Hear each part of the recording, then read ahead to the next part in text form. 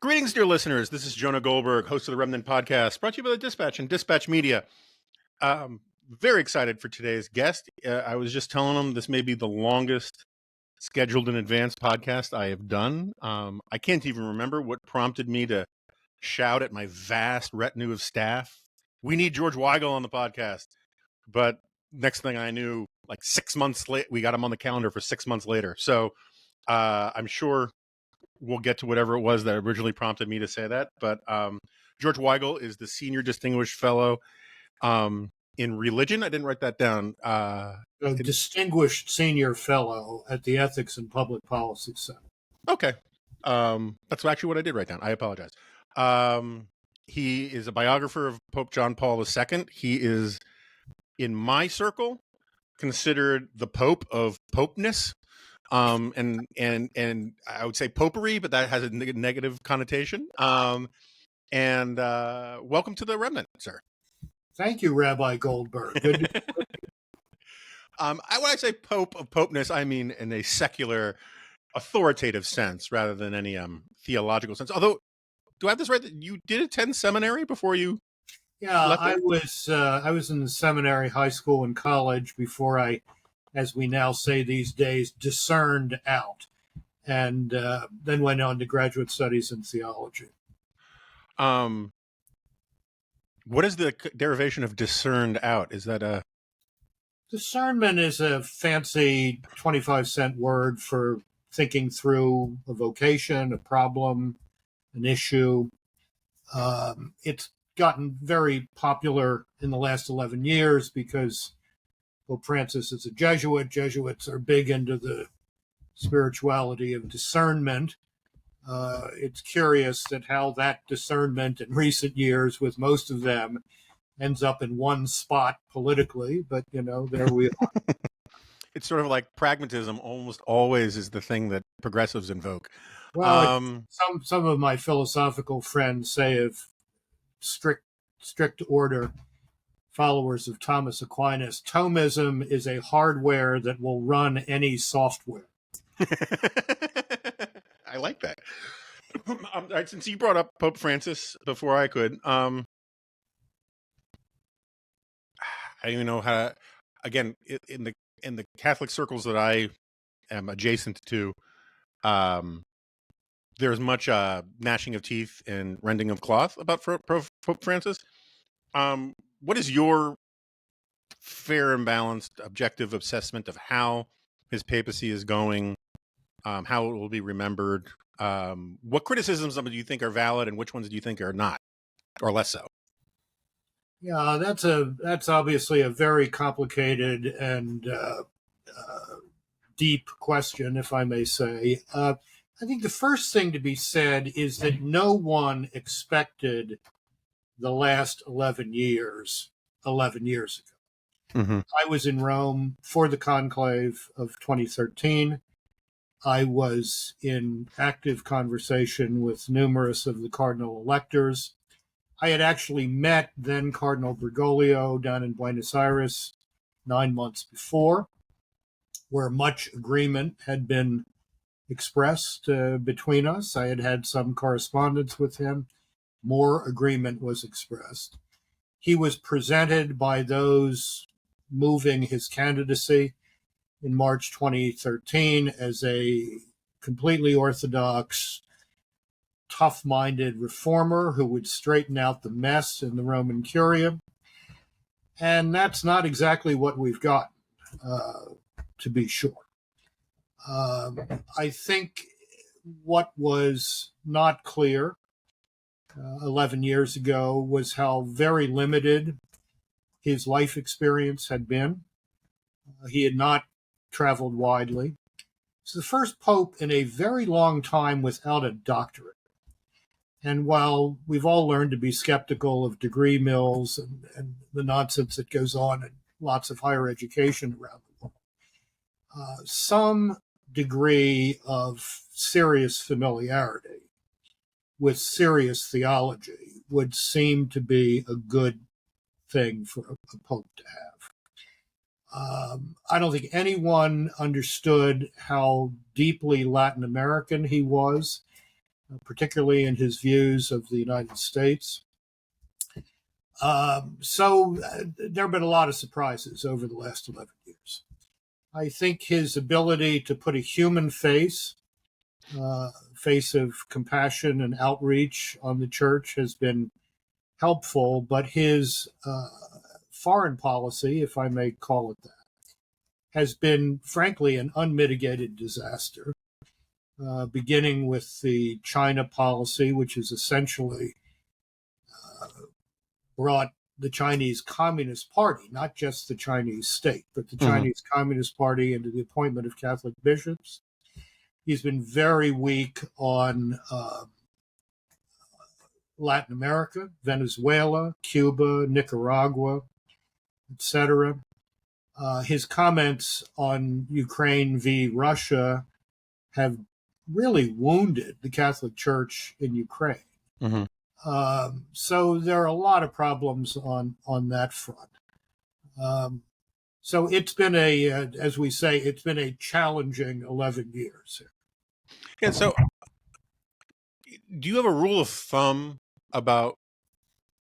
I mean, when you say he doesn't have a doctrine, isn't that a little bit of a diplomatic way of saying he's the first non-intellectual pope we've had in a while? I mean, you know this far better than I do. John Paul II, serious intellectual.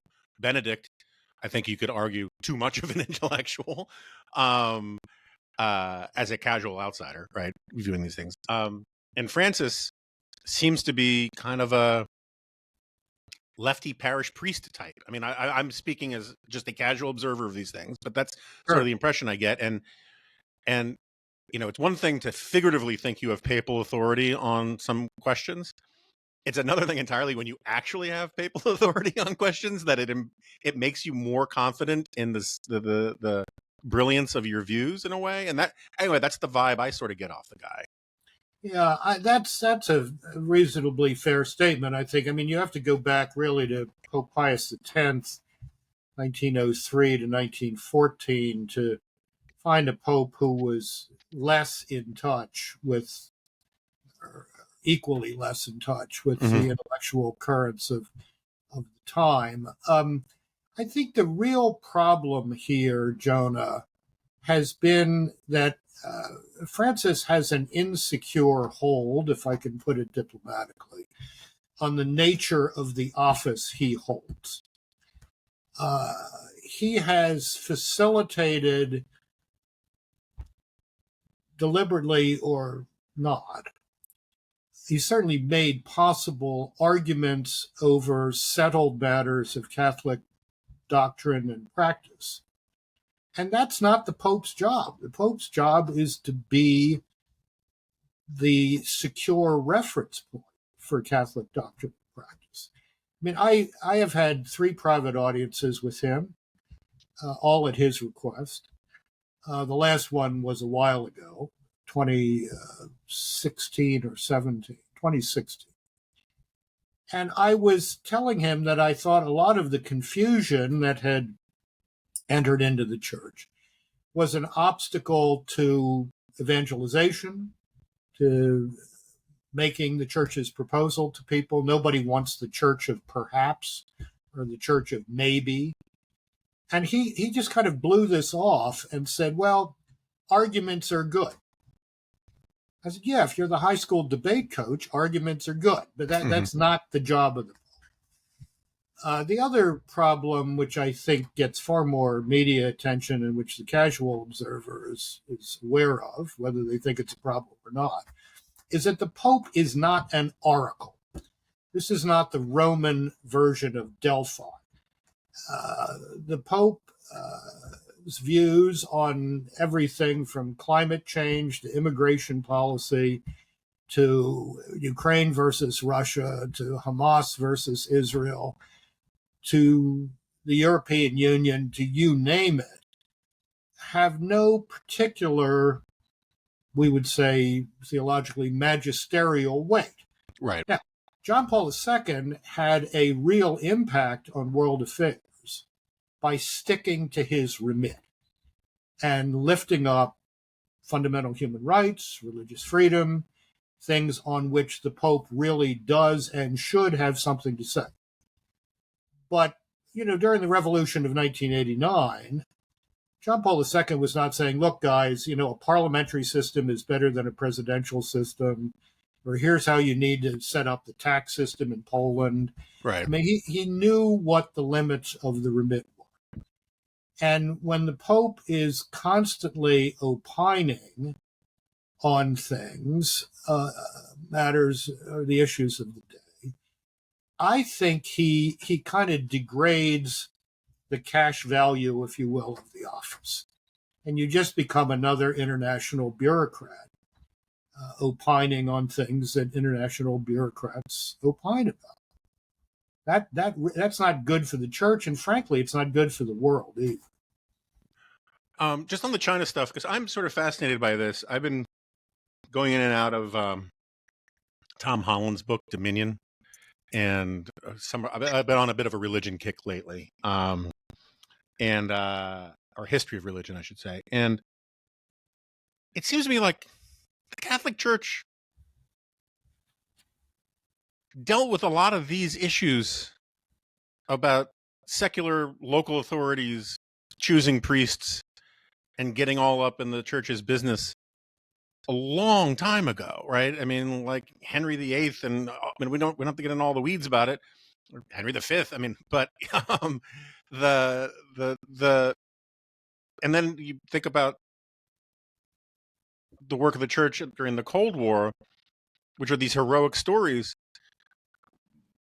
Can you steelman for me the best argument you think there is for why sort of allowing the Chinese Communist Party to essentially turn the Catholic Church in China into a communist franchise? I mean, like, what is the best case for it? Because for me, I understand. I mean, this stuff obviously so much better than I do. But like during the Cold War, there were a lot of these rule changes that the church went through, like priests in Eastern Europe behind the Iron Curtain could get married. And one way to sort of maintain their cover, and there were all sorts of bending of rules that weren't essential to saving souls that the church was allowed to do. This just sort of seems like a B2B capitulation to the Chinese Communist Party, but I haven't followed it as closely as you have. There is no best case because there is no good case for this policy, in my view. I don't think, by the way, that the rule bending behind the Iron Curtain extended as far as you suggested. Where it did extend to was local bishops were allowed to, in effect, choose their successors without reference to Rome, because there wasn't going to be any reference to Rome. Now here one really does have to get down into the weeds a little bit, so forgive me on this. We like weeds here. As for 30 years now, maybe 35, I have been aware that there is a cadre of Vatican diplomats, primarily Italian, who have been obsessed with establishing full diplomatic relations between the Holy See and Beijing. This has been going on for 3 decades or more. The deal that Pope Francis made in 2018 was exactly the deal that John Paul II and Benedict XVI could have made and didn't. So the same bureaucrats are pushing the same proposal, and they finally got a pope who, from lack of experience, from perhaps wanting to be, the Matteo Ricci of the 21st century, the Jesuit who went to Rome in the 16th century, went to China in the 16th century, signs off on this deal. The Chinese predictably renege on the deal. I mean, they don't keep their side of the bargain, and then the Holy See renews the bargain. Why are they doing this? The reason they give behind the veil is if we have a seat at the table with this rising power in the world, we can influence it. Now, to which I have said in any number of columns, first of all, to get that deal, you have to betray the first Chinese democracy in 5,000 years of Chinese civilization. What's that going to look like? Secondly, you're going to have to betray the underground Catholic Church in China. What's that going to look like? And third, why do you think that people who are reneging on the deal you've already made are going to listen to you when you're at the table? I mean, there's just no reason to think that they are interested in what you are interested in. Now, this becomes even more difficult to justify when Xi Jinping makes it very clear that the so-called sinicization, Chinification, of all the acknowledged religious communities in China is the policy of the government. And Chinification means the subordination of, whether it's the synagogue or the mosque or the house church or the Catholic Church, Mm-hmm. to the program of the Chinese Communist Party, to which a church fully confident in its evangelical power would simply say, no, thank you. I want to get to America, but since we're abroad, let's stay abroad for just 2 seconds. One of the things that you've written a lot about is just war theory, and I think it's worth just taking a quick look at the arguments about Israel and Hezbollah, war crimes, all the rest. How do you see it? I mean, I'll just throw you the softball. Yeah. I think Israel is facing a tremendous challenge. How do you defend your sovereignty, your people, against a frankly genocidal foe who has declared, whether it's Hamas or Hezbollah, its intention to destroy your state and your people, and who is deeply and willfully embedded in the civilian population, that uses civilians as shields, either by coercion or because those putative civilians actually agree with your program? What do you do about that? This is not a question of a clean distinction between competence and non-competence, soldiers and civilians. These are terrorists who have embedded themselves through coercion or cooperation in civilian populations. My view of both the Gaza operation and this recent, really quite remarkable operation targeting specific Hezbollah operatives is that this is an attempt to actually honor the notion of what the principle of so-called discrimination in the just war theory, which is you go after the guys who are shooting at you. And you try to do that in as precise a way as you can. I'll leave it to others to decide whether, from a strategic point of view, do these kinds of operations actually advance the cause of destroying a genocidal enemy, removing them from the board. But certainly from a tactical point of view, this is a remarkable exercise, brilliantly executed in discrimination, in the best sense of the term. So I think people who are, wailing about this are quite wrong-headed. And I think Israel, which does the world many, many favors, rarely acknowledged, it is really on the forefront of developing weapons and tactics that meet the demands of a very changing strategic environment in the 21st century world, just as the Ukrainians with their homemade drones and all the rest. Yeah, my basic problem with a lot of the arguments against the pager and walkie-talkie stuff is it you know, how to put this?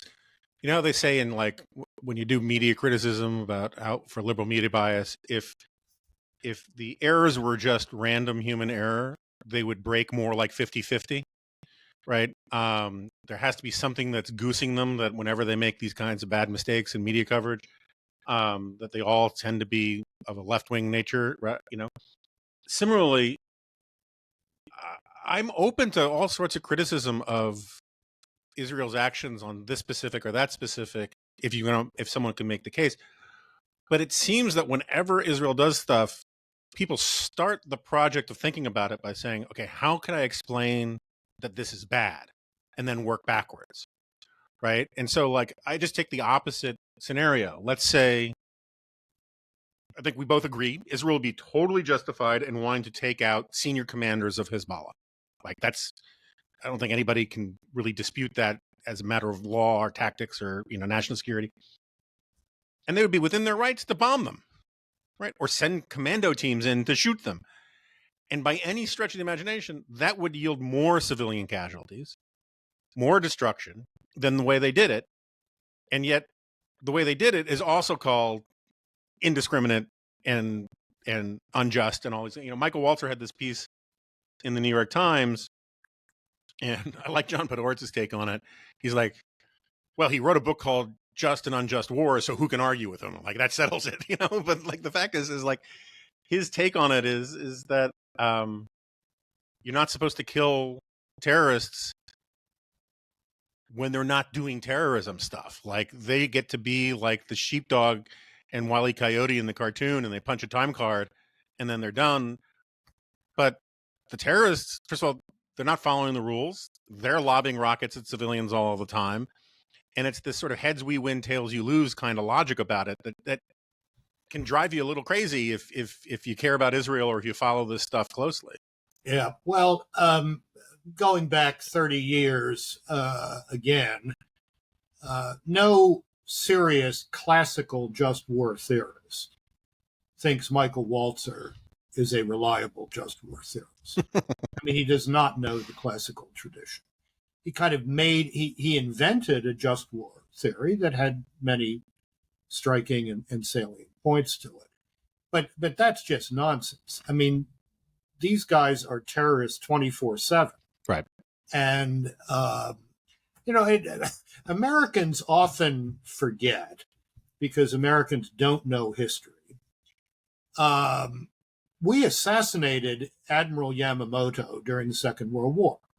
We had broken the Japanese naval codes. We knew that Yamamoto, who had planned Pearl Harbor, was going to be flying to a Japanese base in New Guinea, and on such and such a date and at such and such a time. And the question was, if I may put it this way, is it kosher to go shoot him down? And Admiral Nimitz, who was in charge of the U.S. operations in the Pacific, said he's worth 4 aircraft carriers. Take him out, which we did. Would Michael Walzer say that was a bad idea because he wasn't acting as the commander of the Japanese combined fleet while flying over New Guinea? Right. This just doesn't make a whole lot of sense. Now, can you take this too far? Probably. But, the degree to which the IDF has bent over backwards to protect the people that Hamas does not want to protect is quite striking. The degree to which the world media, and here I would particularly cite the BBC World Service, which may as well be Radio Hezbollah right now, has taken these numbers from the Gaza Health Authority, which is simply a Hamas front, seriously is really disconcerting. And you have to say, if it walks like a duck and talks like a duck and quacks like a duck, it's probably an anti-Zionist duck. Mm-hmm. And that's the driver of this. I think our friend Andy McCarthy wrote a fine piece, I think it was Andy the other day, on NRO called The Price of Competence. Israel pays the price of competence. They're good at doing stuff like running a modern state or wiring 1,000 pagers. And therefore, everybody on the wrong side of things dislikes them for that. All right, let's. I could do this part all day, but we should get to the goods, right? So, full disclosure, I don't think this shocks anybody. The closest I ever came to a graduate education was being at the American Enterprise Institute in the early 1990s. I had the office next to Michael Novak's office. I devoted reader of 1990s First Things. Some of my closest and dearest friends are conservative Catholics. I even married one. And I admit I kind of took my eye off the ball for a little while there, but then all of a sudden, starting about, a decade ago, there was this whole new front of conservative Catholicism that I found baffling and bafflingly wrong about things I care about. It's generally called the Integralists. Sometimes they're called post-liberals. It is not the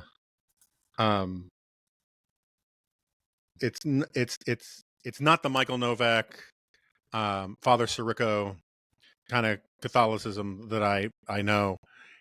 Can you just sort of explain to people where it comes from, what it is, and we'll take it from there? Yeah, I find it somewhat baffling too, Jonah, because this notion that the way to fix what I think we would both agree is a pretty badly corrupted culture is a close alignment between, in this case, the Catholic Church and state power. This is just a very weird idea. Every time this has been tried in modernity, it has failed. Look at the two biggest crash and burns in terms of Catholic life and practice in the Western world today: Quebec and Ireland. In both cases, you had this close, not only identification, but cooperation between church and state in Ireland, and in Quebec, the church and the pre-Trudeau Liberal Party. They were joined at the hip. And in both cases, within 2 generations, once the tsunami of the 60s hit with its full force, the church collapsed in both places. Quebec used to be a vibrantly Catholic culture and society. Quebec is the most religiously arid place between the North Pole and Tierra del Fuego today. Ireland is a complete disaster area for the Catholic Church. You could adduce Spain and Portugal as further examples of this problem. So, first of all, we know, not from ancient history, but from modern history, this doesn't work. It's bad for the church. It is always bad for the church to put coercive state power behind its proposal, because that corrupts the proposal. The there are intellectual antecedents to all of this in the modern age that are also very troubling. The most salient, I think, because it's actually being talked about today. There's a good piece on Public Discourse about it today, Thursday, September 26th, is this character named Charles Maurras and the Action Française movement in the first third of the 20th century in France. They were royalists. They were royal restorationists. They were crazy anti-Semites. And Maurras, who was not a believer in any sense of the term, attached himself to the Catholic Church, wanted to get anti-French Republican Catholics into his gang. This was finally forcefully condemned by Pope Pius XI, who was about as much a liberal as I am a New York Yankees fan. I mean, he was a very hard-nosed conservative guy. And he put the smackdown on Charles Maurras and on a French Jesuit named Louis Biot, whom he forced to resign as a cardinal. Now, why Pat Deneen is suddenly lifting up Charles Maurras and his political theory as something we need to re-examine, it is as crazy as these secular people saying, well, really, Carl Schmitt wasn't that bad in Germany. Well, actually, he was. He was actually worse than people. And Maurras was worse. And this is really mindless. Now, why do some young people in particular find this attractive? First of all, I think this new Catholic integralism is fundamentally an internet phenomenon. Mm-hmm. I don't think it has real traction in the real Catholic world. I dare say, absent the internet, a lot of this nonsense wouldn't exist, because the internet is, as you and I know, a world without editors. Mm-hmm. And the internet reminds us daily why God invented editors. Right. You know, there's just an awful lot of free-floating nonsense out there. But I think, to be a bit kinder, a lot of serious young people today, Catholic and otherwise, just are so appalled by the sludge, the breakdown of any serious political conversation, the corruption of a culture which imagines that a 7-month-old unborn child is a piece of tissue to be dismembered at will, et cetera, et cetera, et cetera. And then we get into the trans nonsense and the gender craziness and all the rest of it, that they're reaching for anything that claims to have a way to fix this. Well, I'm sorry, you're not going to fix a broken culture by the imposition of coercive state power. You can draw the legal boundaries a little more broadly. I mentioned to a group of young people recently, Irving Kristol, speaking of AEI back in the day, Irving's article, I think maybe 50 years ago, on why no sane society can exist forever without censorship, which is in one of the collections of his essays. Yeah. It's something they ought to read, because that issue really does have to be revisited. But this is reaching for the wrong answer. And it's bad for the church. It overestimates the capacity of the state. I mean, we both live near the Capitol Beltway.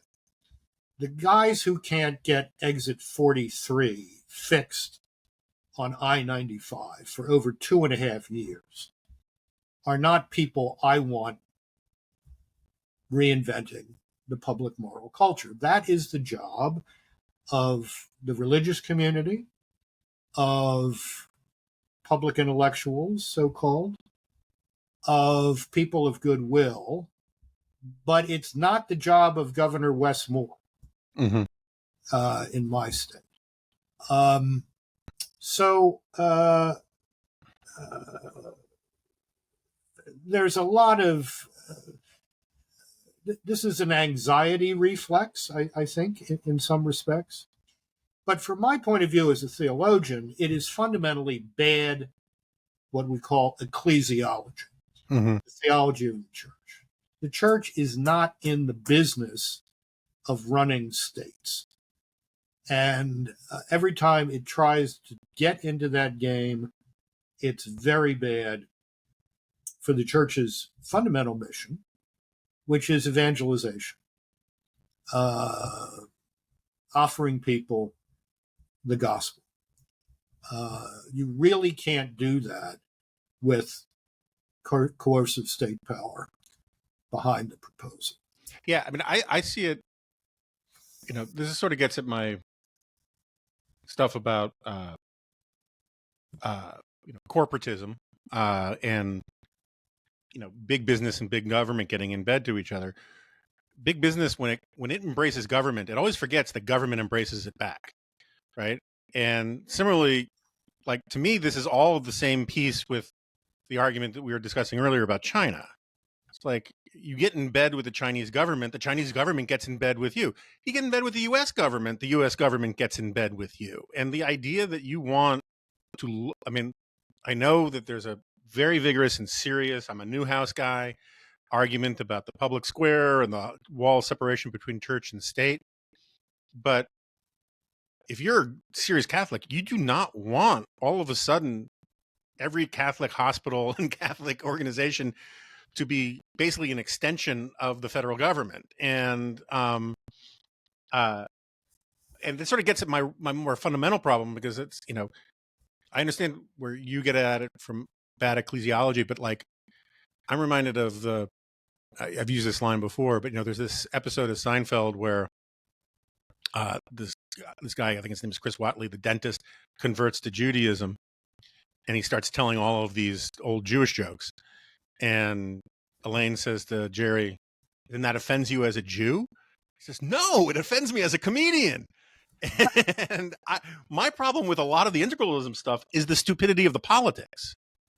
This idea that somehow, like, I remember, Sohrab, about 5 iterations ago, was explaining how they were going to take the libertarian populist uprising during COVID stuff against the medico-industrial complex and harness that energy towards creating a integral social order aimed at the highest good. And I just immediately, and it's been stuck in my head ever since, and I bring it up all the time, started thinking, okay, so you're strip away all that verbiage. What you're really talking about here is getting bikers for Trump to be all in for banning porn and for Sabbatarian laws. And I just don't see that happening.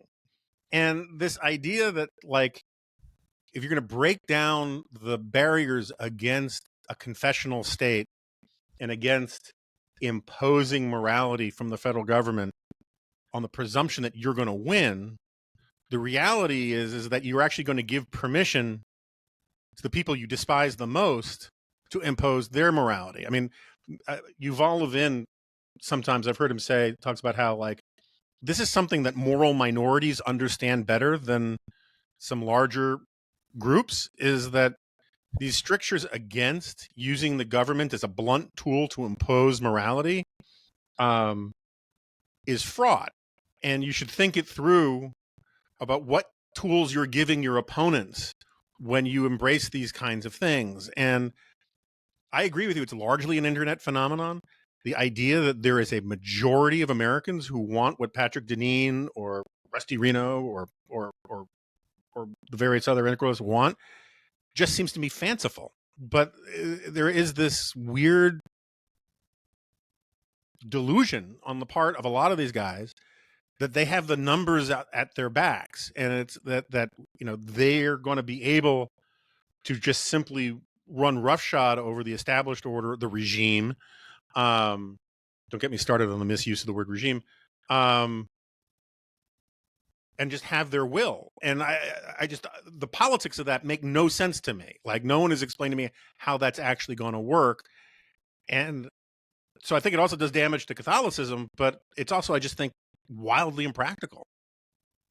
Yeah, I agree with that, Jonah. And I part of, this, what I was saying about, young people appalled by the sludge, we got to do something.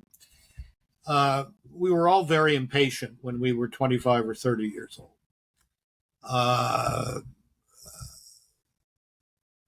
50 years of cultural decay is not going to be turned around in one presidential term. Right. Or two presidential terms. This is a multi-generational project, which really has to do fundamentally with converting hearts and minds, while defending the free space within a pluralistic democracy for those converted hearts and minds to make their case. I mean, that's the playing good defense side of this. In the public square is keeping open the space for the pro-life movement, for resisting the euthanasia juggernaut, which is going to move south of the 49th parallel from Canada to here within the next several years, without a doubt, with resisting the coerced imposition of gender ideology. We got to keep free space open for that. But the real job is the conversion, in some cases, the reconversion of hearts and minds to a more dignified notion of human freedom than I did it my way. Mm-hmm. This has become kind of the national anthem. And it's a completely debased notion of freedom. I did it my way is my 1.5-year-old grandson pounding on a keyboard. That's not music. Right. That's not music. And it's not an exercise of freedom, rightly understood. I am told, by the way, that Frank Sinatra hated that song. But I don't think he sent the royalties back. No, it's an idiotic, debased notion of freedom. And now, now we've got two presidential candidates who seem to have embraced it. Well, since you brought up the presidential candidates, there's a whole slew of sort of more bread and butter politics questions to get to. First of all, just put on your pundit hat for a second. It's less triangular and pointy, but what's happened? What do you think, just as an objective matter, whether you bemoan it or celebrate it or anything in between, what's happened to the Catholic vote post-Dobbs? And is there really, there is an argument that there was never really the Catholic vote to begin with, right? And this is because the Catholics were on both sides of the political spectrum on all sorts of issues. And it was sort of a creation of Washington journalism, secular journalism, to talk about it in some ways. We can get to the weird new returned obsession with Opus Dei in a second. But so is there a Catholic vote? What has happened to the the people who vote as Catholics? What's happened to them since Dobbs? Well, I have been saying for 30 years now. I think this is true from at least 72 on. May not be true today, but from 72 to, let's say, 2020, there was no such thing as a Catholic vote. There were practicing Catholics, people who are at Mass every Sunday or quite frequently, who skewed heavily Republican. There were the Christmas and Easter Catholics who skewed heavily Democratic. And, the numbers slid on a fairly regular progression between those two poles. So every 4 years, I would go through this mantra with reporters. There isn't a Catholic vote. There are practicing Catholics. There are non-practicing Catholics.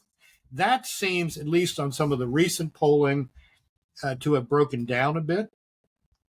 And we'll see where that goes in November.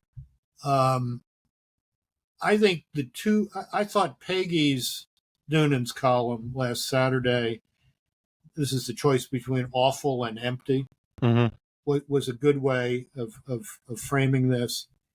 I've thought for some months now that Trump exhaustion syndrome is going to be a decisive factor in this election. But empty is looking even emptier these days. So look, who knows what's going to happen in the next 4 weeks. My present hunch is that there will still be some residue of that practicing versus non-Catholic, practicing versus non-practicing Catholic phenomenon in this. But Trump exhaustion syndrome may play a factor. And, of course, the utter abandonment of the pro-life cause by Trump, which was entirely predictable. In fact, I predicted it in 2016. So we'll see. We'll see. But in general, it really makes no sense to talk about 65 million or 70 million Catholic voters as an aggregate. I mean, you really have to disaggregate that according to level of practice, which seemed to be, at least for many, many electoral cycles, the real predictor. How that works down ballot, I'm not so sure. You'd have to ask my colleague Henry Olson about that. But certainly at the presidential level, that practicing versus lax indicator was pretty determinative. Yeah, I mean, I think Trump. I have to do this. I do the CNN show, and they were asking us for prep. Why is Trump talking so much about religion? And I didn't know what they were talking about. And I asked my colleagues and say they must mean this. And what we're talking about was Trump saying that Catholics would be crazy to not vote for him because of abortion stuff or whatever. And to me, it's very much the way he talks about Jews, right? I mean, like, there was a time where if a presidential candidate said the Jews will be to blame if I lose, that would be newsier. But what I think it is that Trump, being the sort of, what do I have to do to put you in a condo today guy from New York that he is, he reduces all politics to what's your one ask, or his advisors. That's the only way they can explain things to him is this group has one ask, right? And so, or one priority. And so he reduces it down to this sort of tribal, Catholics are about abortion, right? Jews are about Israel. And he doesn't know how to talk about any of these things with the kind of nuance that actually expand your appeal, except to the people who he can kind of scare. And I'm with you. I think his messaging on abortion, look, I'm kind of with him about making it a state's issue. I mean, I've always been more anti-Roe on this stuff than pro-life, even though I'm still essentially pro-life. But he's such a bad messenger on it. I think he repels more people from the causes that we're supposed to care about than attracts. Well, that's been true since 2015. Yeah. And I spent 40 years working for the overthrow of Roe, precisely because I was, this belongs in the states. Roe was what Whizzer White said, a raw act of judicial usurpation. And the pro-life movement, turns out, was completely unprepared for a post-Dobbs world, and has, frankly, some very weak leadership right now. and didn't know how to argue this at the state level, and constantly trying to refederalize the question. So we're going to have to rebuild the pro-life movement, not only in terms of making a case for, good incrementalism at the state level, but adding the euthanasia thing. I mean, I think people just have not wrapped their heads around the fact of how that tidal wave is coming. This horrible euphemism, medical assistance in dying, MAID, which is a complete corruption of the vocation of medicine. MAID is now the 5th most common cause of death in Canada, and will probably be 4th this year because the COVID numbers will go down. And, you talked about your friend and mine, my great friend, Richard John Newhouse, who used to say, when the impermissible is made permissible, it will soon become imperative. And that's what's going on. And the more we get closer to government determining medical care, which of course is the case in Canada, it's a single payer system, and Holland and Holland and all the rest, and I mean, this corrupts everything. It corrupts families, it corrupts law, it corrupts medicine, and neither Donald Trump nor Kamala Harris has a clue about talking about this. And we have to go back to the question of, what I called for in Yuval's magazine, National Affairs, 6 years ago. We need a new Great Awakening. It's not going to look like the old ones, but if you think we're going to fix this problem of a country that is fundamentally divided on the question of who are we, what is the nature of the human person, of human community, without that, then I'm sorry, you're whistling down the wind. We should also just be clear, because I think some people get confused about this. We're not talking about hospice, right? I mean, like no. I know you know that. I'm just saying that, like, no, absolutely not. The hospice movement is the analog to the 3,500 crisis pregnancy centers that exist around this country, such that no woman has to have an abortion. With the rarest of rarest medical exceptions. No, hospice is a great and noble thing. Yeah, I mean, we're talking about what happened. My wife and I have a little cottage up in Canada where we spend August. Very rural. Parish priest is a good friend. 5 years ago, he came over for dinner one night. And we're having a bourbon out on the deck and looking at the beautiful Ottawa River, and he's obviously upset about something. And I said, "What's wrong, Tim?" And he said, "Well, we've had 3 elderly parishioners in this rural parish go to the hospital in Shawville, which is the closest town, 60 miles away. They each got a cancer diagnosis. None of them was terminal. And the first question each of them was asked was, would you like us to help you die? That's the first question out of the box. I mean, come on. What are we doing here? That's crazy. It is crazy. Since we're running low on time here, you mentioned, about how this idea will come down across the border. I asked a couple people for questions that I should ask you, and several mentioned different versions of this. Getting back to Pope Francis's comments,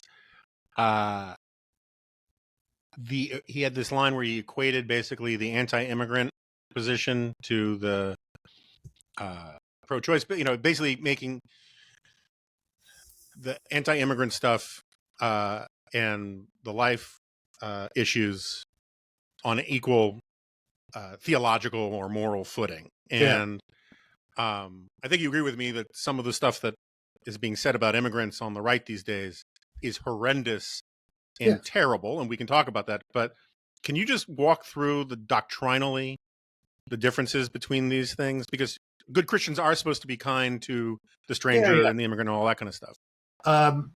The deliberate taking of an innocent human life is a violation of the first principle of justice, which you do not have to be a biblically grounded person to understand. You just have to understand that if the state allows the willful taking of innocent human life, then it is not a just state, period. That seems fairly obvious. The question of how to manage migrant flows is a hugely complicated question. The way these people are being talked about by some people on the crazy right, which is increasingly too much of the right, is to use a, if I may quote someone neither one of us likes, deplorable. But it simply doesn't rise to the level of a first principle of justice. People do not have a fundamental right to come to the United States. I mean, they just don't. And if we tried to run the world with completely open borders, it would be complete chaos. I am pro-immigrant. I think, but I think we also have a huge problem, politically created, of controlling that process for the benefit of immigrants as well as those of us who have been here for a while. So these are simply not morally commensurable issues. And again, let me go back to where we were 45 minutes ago. The Pope is not an oracle. The Pope is not an oracle. John Paul II would never have taken that question. Mm-hmm. He would have said, the American people have a moral responsibility to exercise their consciences in selecting their political leadership, but that's their responsibility. It's not mine. Lastly, just because I've got staffers who wanted me to ask you about this, there's this new book I gather. There was a thing in New York Magazine. There's the new freak out about Opus Dei, which I feel like happens every 10 to 15 years, 10 years. Leonard Leo is now, the mackerel snapping, agent of Rome or something. I don't quite get it. Can you just sort of talk about like where do you think this stuff comes from? Do you think it's the tendency of secular journalists who look outside the fishbowl and don't grasp all this stuff? Is Opus Dei, what is Opus Dei, and how do you view it? Opus Dei is a lay renewal movement within the Catholic Church, which has been very beneficial to a lot of people. It's also an association of priests. The notion that it's some vast conspiracy to undermine the United States government or whatever, I have no intention of looking at this. This is, completely crazy. People who have lost arguments look for conspiracy theories. Mm-hmm. People who, the degree to which the defense of the indefensible in Roe versus Wade, which was condemned by liberal judicial thinkers at the time it came out. Archibald Cox said Roe versus Wade was a badly crafted decision. Mm-hmm. Okay, so if you keep digging yourself in to defend the indefensible, you're eventually going to land up with conspiracy theories.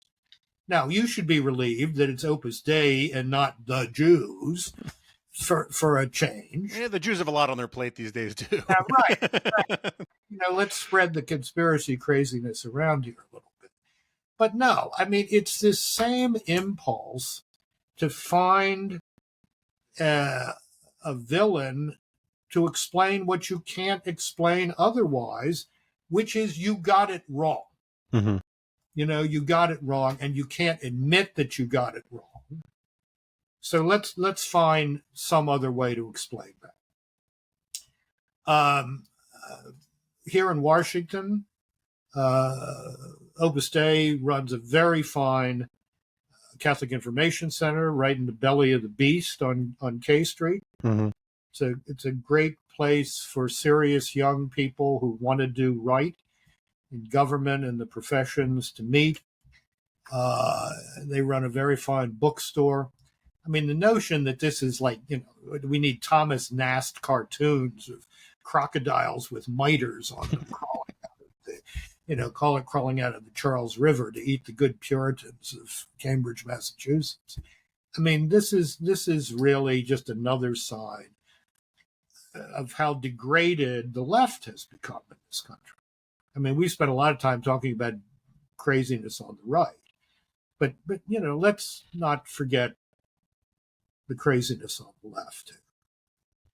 All right, and my producer, one of my producers, wants me to ask two quick questions. You can take them as long or short as you want.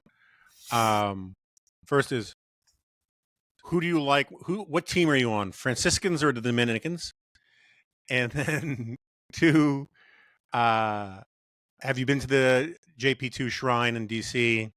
And do you think it portrays the man correctly? I have a lot of friends who are Dominicans. I have some friends who are Franciscans. So I mean, my intellectual tendencies are more Dominican than Franciscan. Can you explain for an outsider what the difference is? Well, I mean, Franciscans historically have been far more pastorally engaged. Dominicans have been and are today, particularly in the United States, some of the intellectual firepower in the Catholic Church. John Paul II Shrine, the permanent exhibit, I think is very well done and is a good induction to the life of the Pope. I helped consult on that a little bit, so I'm a suspect witness, but I think they do a good job of presenting a remarkable life that too many people are forgetting right now. I mean, for young people today, John Paul II is at best an old guy with Parkinson's disease. Yeah. I mean, the fact that this is one of the seminal figures of the 20th century is being rapidly forgotten. And that's a shame because there's a lot to be learned there. I mean, you just think about, this is one of the things, I'm sure you've had similar experiences. As you get older, you start getting sort of horrified by, but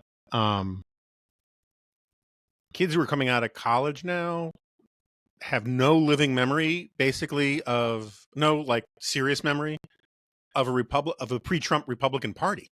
Yeah, right. Yeah. And they think this is normal, right? And the stuff that we believe is the weird stuff, and that's deeply depressing to me. But this is the nature of things.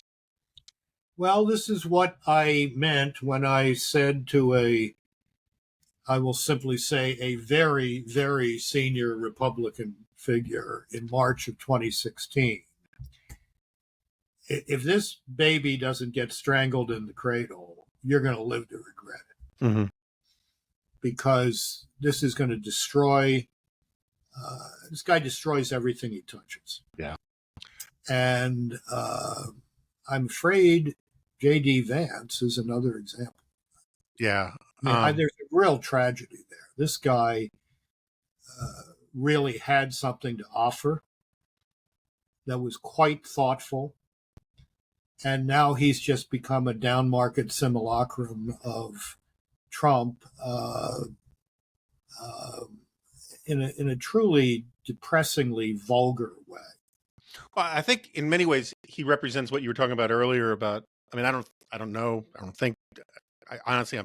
I don't know whether Vance thinks he's an integralist or not, but I think he's of that milieu in the broader sense. But what he definitely is, he's just way too online, right? He is very much an internet creature. and he takes his cues from the internet. He thinks that like ranting on podcasts about childless cat ladies is like super clever. And I don't know if his gateway drug to this stuff was cynicism or a real conversion, but either way, it kind of breaks my heart that there are a lot of young people who think that this is the model for how to be a conservative leader. Well, it's just like it breaks my heart that anybody takes Tucker Carlson seriously. Yeah. I mean, this guy is the Walter Duranty of the 21st century. And now he's in bed with truly crazy people, who think Winston Churchill was the great ogre of the Second World War. Yeah. Come on. Yep. What is this? Yeah. I mean, I guess, Jonah, the way to sum this all up is whatever happens in November, hard times are coming. And the only way to deal with that, as I think I tried to say a moment ago, play good defense politically and legally, and get on with the reconstitution of a culture worthy of a free people. With that, George Weigel, thank you so much for coming on. It was a long time coming, but it was worth it, and I hope I can have you back. I'd be happy to join you.